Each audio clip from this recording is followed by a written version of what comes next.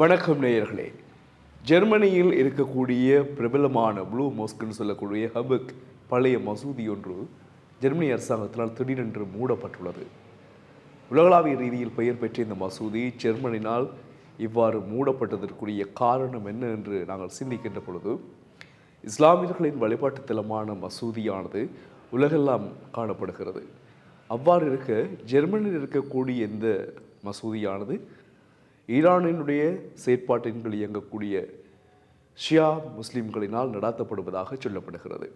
இந்த ஷியா முஸ்லீம்கள் அல் கொய்தா அமைப்புடனும் நேரடி தொடர்புகளை வைத்திருக்கிறார்கள் என்றுதான கருத்தும் இருக்கிறது. எனவே இஸ்லாமிய புரட்சி ஒன்று ஜெர்மனியில் ஏற்படுவதற்கான வாய்ப்புகள் இதன் மூலம் ஏற்படலாம். அதிலும் 2020ஆம் ஆண்டு ஹிஸ்புல்லா அமைப்பை ஒரு பயங்கரவாத அமைப்பாக ஜெர்மன் அறிவித்ததும் குறிப்பிடத்தக்கது.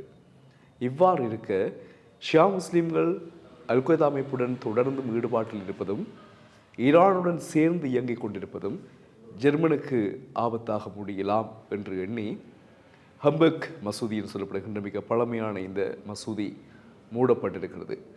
உலகளவில் இதை ப்ளூ மோஸ்க்னு சொல்லி அழைப்பார்களாம் பிரபலியமாக. இந்த மசூதி மூடப்பட்டதற்கு ஜெர்மனிய அரசாங்கம், காவல்துறை என்ன சொல்லுகிறார்கள் என்றால், இந்த மசூதி மட்டுமல்ல, இஸ்லாமிய புரட்சி ஏற்படும் அல்லது ஈரானுடைய அவர்களுடைய ஆதரவுடன் செயற்படக்கூடிய இடங்கள் தொடர்பாக ஜெர்மனியில் 54 இடங்கள் அடையாளம் காணப்பட்டிருக்கின்றன.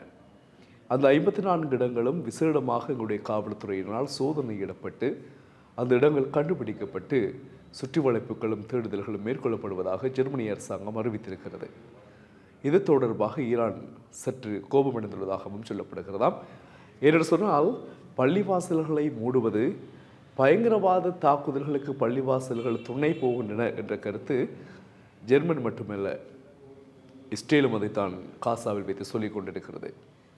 ஹமாஸை பயங்கரவாதிகளாக மாற்றி அந்த பயங்கரவாதிகள் தங்களுடைய ஆயுதங்களை மறைத்து வைக்கின்ற இடமாகவும் தாங்கள் பதுங்கியிருக்கக்கூடிய இடமாகவும் பள்ளிவாசல்களை பயன்படுத்துவதால் தான் பல பள்ளிவாசல்களை நாங்கள் காசாவில் நிர்மூலமாக்கினோம் என்று இஸ்ரேல் குறிப்பிட்டது.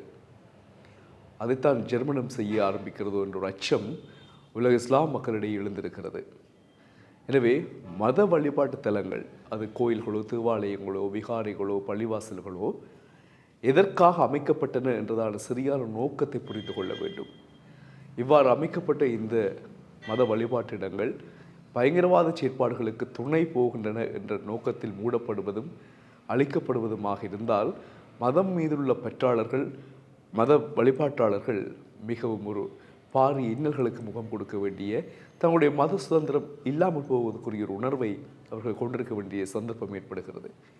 ஜெர்மனி அரசாங்கம் இதை திருத்துமா அல்லது நடவடிக்கை எடுக்குமா, இதைவிட மோசமான நடவடிக்கைகளை எடுக்குமா என்பதை பொறுத்திருந்து பார்ப்போம். மீண்டும் சந்திப்போம் உறவுகளே. வணக்கம்.